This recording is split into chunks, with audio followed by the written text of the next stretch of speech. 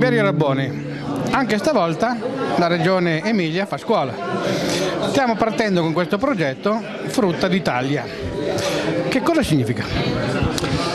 Beh, significa che i produttori ortofrutticoli attraverso le loro imprese commerciali, attraverso le organizzazioni dei produttori, comunicano direttamente al consumatore finale i valori della loro produzione, sia sul piano della salubrità sia sul piano delle regole produttive rigorose, rispettose dell'ambiente, della fertilità e di tutti gli equilibri che vanno presi in considerazione per fare una buona produzione, naturalmente anche dal punto di vista organolettico, comunicano i loro valori ai consumatori e con questo vogliono rendersi riconoscibili sul mercato delle produzioni distinte.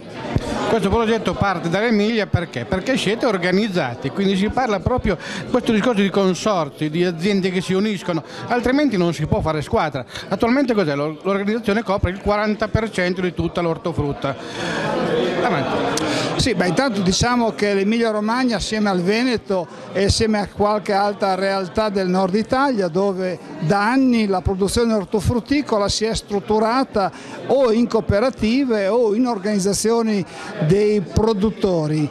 Questo per poter concentrare l'offerta sul mercato, spuntare prezzi migliori nei confronti dei distributori o degli operatori intermediari e anche per organizzare la qualità della produzione, per innovare le varietà, per adottare tecniche produttive al minimo impiego di chimica o alla rinuncia all'uso della chimica come nel settore delle produzioni biologiche, ma l'organizzazione è poi anche la condizione per dare vita a iniziative come queste, cioè pensare ad una grande campagna nazionale dove i produttori ci mettono la loro faccia, i loro valori e comunicano al consumatore finale. Se non ci fosse l'organizzazione dei produttori tutto questo sarebbe impossibile. Da qui anche una riflessione che dice all'altro 60% della produzione ortofrutticola italiana, quello che non è organizzata,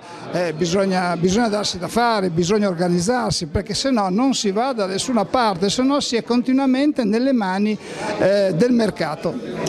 Ortofrutta d'Italia, sapori di qualità, ma io direi anche di benessere. Assolutamente, assolutamente. Siamo in un paese che partecipa alla cosiddetta dieta mediterranea, riconosciuta a livello mondiale come quelle che possono contrastare tutte le malattie degenerative, le malattie che nascono dall'alimentazione non corretta, che sono fonte non solo di fenomeni come l'obesità o il sovrappeso, che a loro volta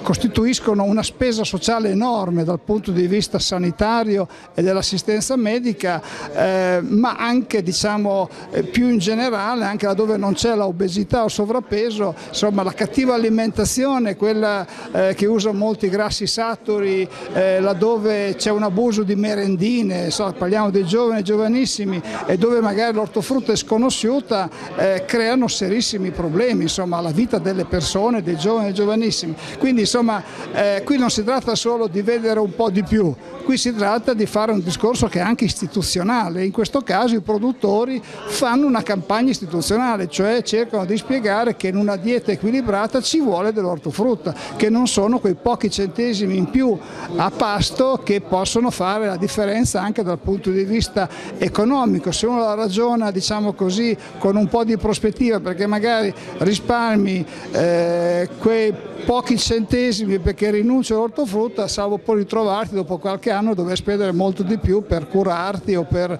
rientrare in una situazione di virgolette normalità. È indubbio che la nostra ortofrutta è di qualità, però abbiamo anche un problema, quello dell'IGP e delle DOP, che sono un po' accantonate. Ma sì, è un paradosso che abbiamo qui.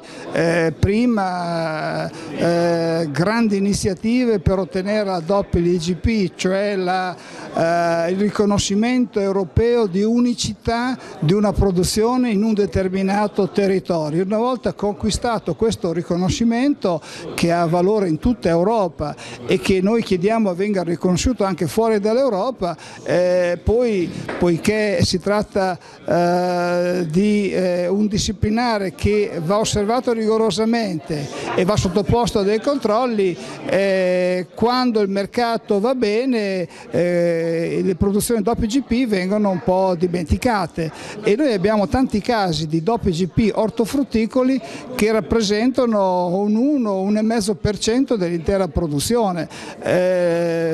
Così non va bene, insomma.